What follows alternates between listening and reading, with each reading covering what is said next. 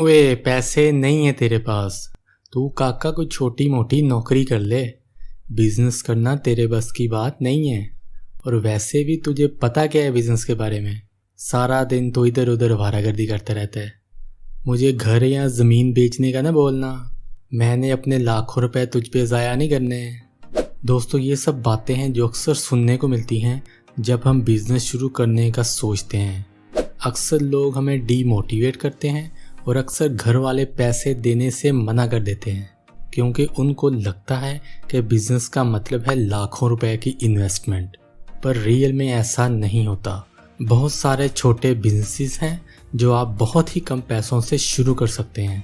शायद आपको ये भी लगे कि मैं ये बिजनेस क्यों करूं, लोग क्या सोचेंगे। पर दोस्तों, कहते हैं ना कि अगर आप भी ये सोचेंगे कि लोग क्या सोचेंगे तो लोग क्या सोचेंगे। चलें वीडियो शुरू करते हैं। दोस्तों, वीडियो शुरू करने से पहले अगर आपको ये वीडियो पसंद आए तो लाइक बटन को बस तोड़ के रख देना। अगर मूड हो तो सब्सक्राइब कर देना। Let's start.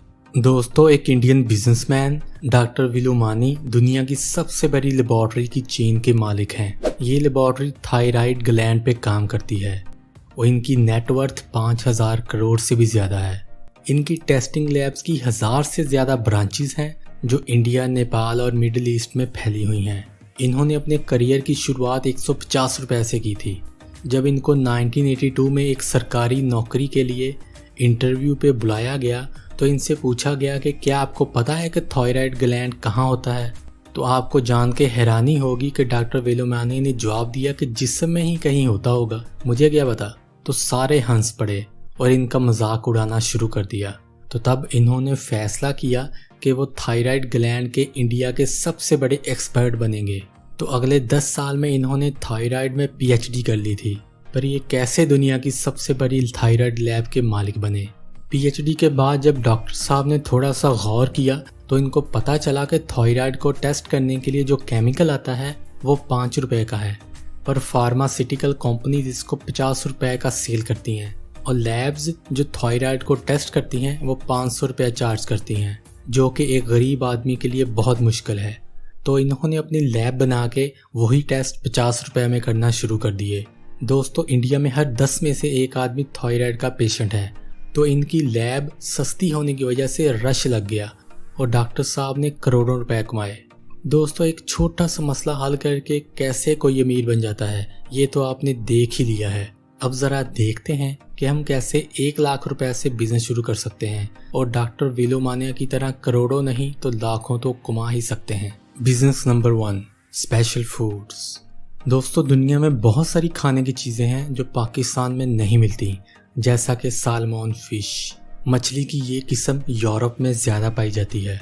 पाकिस्तान में सिर्फ 2-3 लोग ही हैं जो नॉर्वे से मछली मंगवा के पाकिस्तान में सेल करते हैं और हर महीने करोड़ों रुपए कमाते हैं।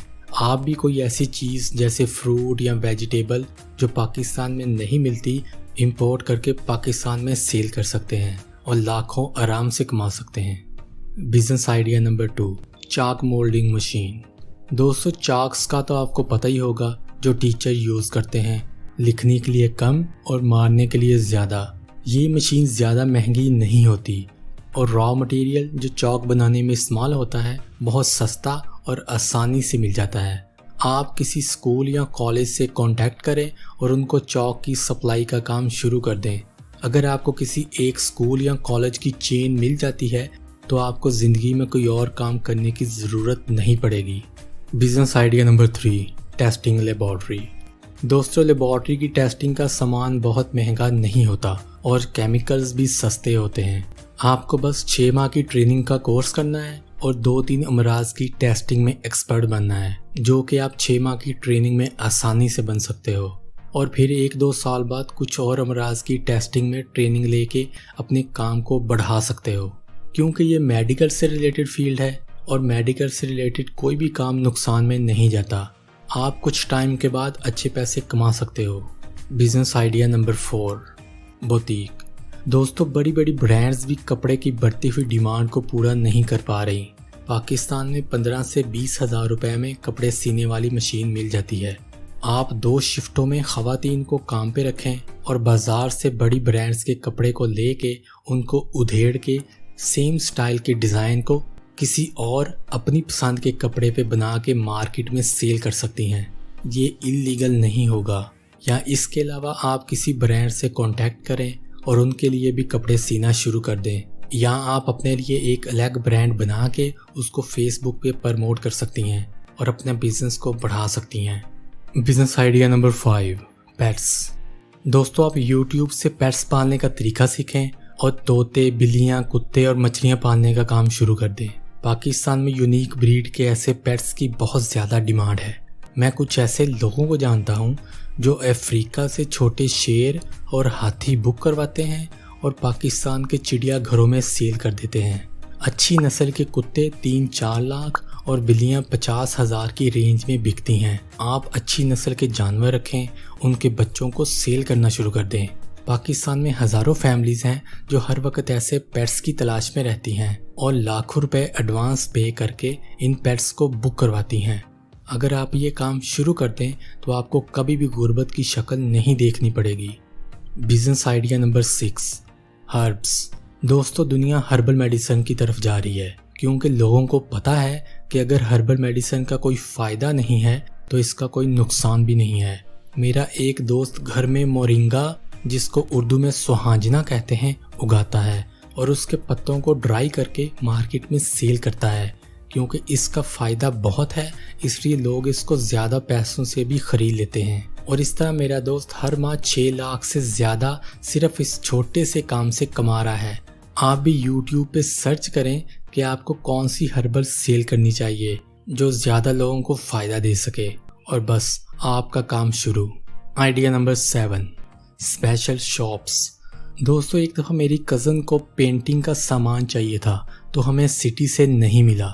हमने ऑनलाइन सर्च किया तो पता चला कि पाकिस्तान में सिर्फ 2-3 शॉप्स ही हैं जो ये सामान सप्लाई करती हैं और अपनी मर्जी के पैसे लेती हैं। दोस्तों, आप भी किसी ऐसी स्पेशल फील्ड से रिलेटेड शॉप्स बनाएं, मेडिकल, आर्ट्स, इंजीनियरिंग, और सिर्फ उसी फील्ड से रिलेटेड सामान रखें। आप जिस फील्ड से रिलेटेड सामान रखना चाहते हैं उस फील्ड के किसी स्टूडेंट से कांटेक्ट करें और उससे सामान का पूछें जो उनको आसानी से नहीं मिलता और जो उनके लिए बहुत इम्पॉर्टेंट है, और वही सामान अपनी शॉप पे रखें। आप ये सामान ऑनलाइन भी सेल कर सकते हैं। दोस्तों, इन बिजनेसेस के अलावा आप फूड डिलीवरी का काम भी कर सकते हैं जो कि फूड पांडा से होगा, या आप अपने घर पे कोई मीठी डिश बना के फूड पांडा पे सेल कर सकते हैं।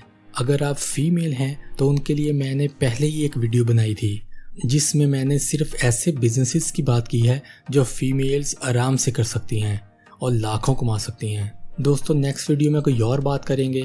आज की ख़ास बात ये कि कितने हैरानगी की बात है कि जब कभी वफ़ादारी की बात होती है तो हम इंसान कुत्तों की मिसाल देते हैं।